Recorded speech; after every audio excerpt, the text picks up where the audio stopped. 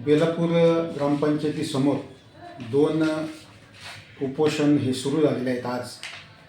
त्यातलं पहिलं उपोषण जे आहे ते ग्रामपंचायत सदस्य रमेश शामोली यांचं आहे. त्या संदर्भामध्ये ग्रामपंचायतीच्या वतीनं मी सगळ्या नागरिकांना सांगू इच्छितो की घरकुल जागा वाटपाबाबत रमेश शामोली हे उपोषण करते.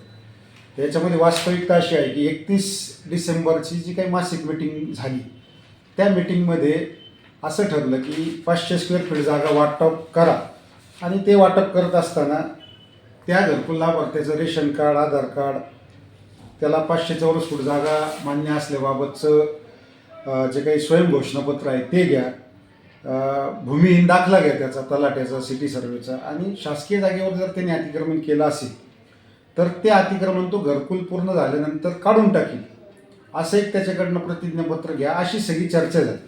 आता ही चर्चा ज्या मीटिंगमध्ये झाली त्या मीटिंगमध्ये रमेश आमोलिक हे उपस्थित होते. हे त्याचं प्रोसिडिंगची झेरॉक्स मी आपल्याला दाखवतो की ते रमेश आमोलिक उपस्थितीत होते. म्हणजे त्यांच्या उपस्थितीमध्येच जागा वाटपाबाबत चर्चा झालेली आहे.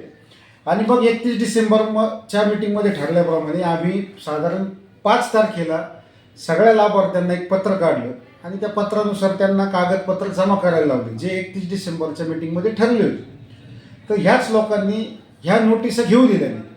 मग एकीकडं मीटिंगमध्ये म्हणायचं की जागा वाटप करा, आपण धोरण ठरवलं आणि त्या धोरणानुसार कारवाई चालू असताना आता म्हणायचं उपोषण करायचं, नोटिसा घेऊ द्यायच्या नाही. म्हणजे हे तर चुकीचं आहे. म्हणजे जे मासिक मीटिंगमध्ये जागा वाटपामध्ये ठरलंय त्या मीटिंगमध्ये रमेश आमोलिक उपस्थित होते, त्यांच्याबरोबर काही विरोधी सदस्य पण उपस्थित होते जे आज उपोषणाला दिसत आहेत. त्यांच्या समोर धोरण ठरलेलं आहे, त्यांना हे माहिती आहे. असं असताना नागरिकांची दिशाभूल करतायत. दुसरी गोष्ट, रमेश आमोलिक यांना आम्ही 19 तारखेलाच लेखी दिलेली. खरं तर हे उपोषणच बेकायदेशीर आहे. 19 तारखेला दुपारी 2 वाजता रमेश आमोलिक अर्ज देतात आणि 21ला लगेच उपोषण करतात. हे चुकीचं आहे. म्हणजे आणि त्याच्यानंतरही ग्रामपंचायतीने मी स्वतः आणि ग्रामसेवक निलेश लहारी यांनी 19 तारखेला संध्याकाळी 5:30 पावणे 6 वाजता रमेश आमोलिक यांच्याशी चर्चा केली की जसं मासिक मीटिंगमध्ये ठरलं तशी कारवाई चालू आहे. आणि 26 जानेवारीच्या ग्रामसभेमध्ये देखील जागा वाटपाचा विषय ग्रामपंचायतीने विषयपत्रिकेवरती घेतलेला आहे.